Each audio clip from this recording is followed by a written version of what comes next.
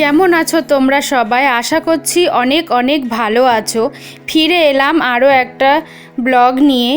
অনেক দিন আমি ভিডিও দিতে পারছি না, বাড়ির একটা সমস্যার কারণে।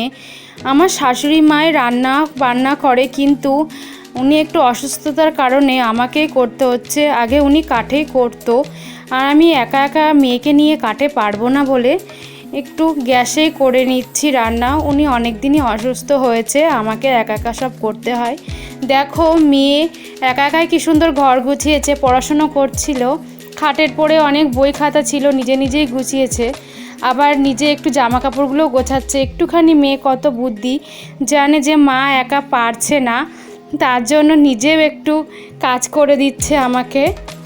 আমার রান্নাবান্না প্রায় সব হয়েই গেছে, একটু বাসনগুলো একটু মেজে নেব, গ্যাস মুছে আরও একটু কাজ আছে, এগুলো জামা কাপড় কাচবো, ভিজিয়ে রেখেছি।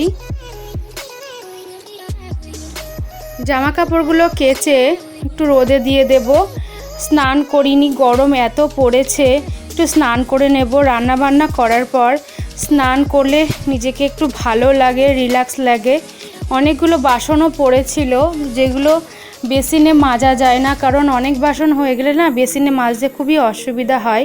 আমি বাইরে বেরিয়েই কলে একটু মেজে নিই। আমার ব্লগটা যদি ভালো লেগে থাকে, লাইক কমেন্ট সাবস্ক্রাইব করো, চ্যানেলের পাশে থেকো। অনেক অনেক ধন্যবাদ। ফিরে আসবো আবার নেক্সট ব্লগ নিয়ে।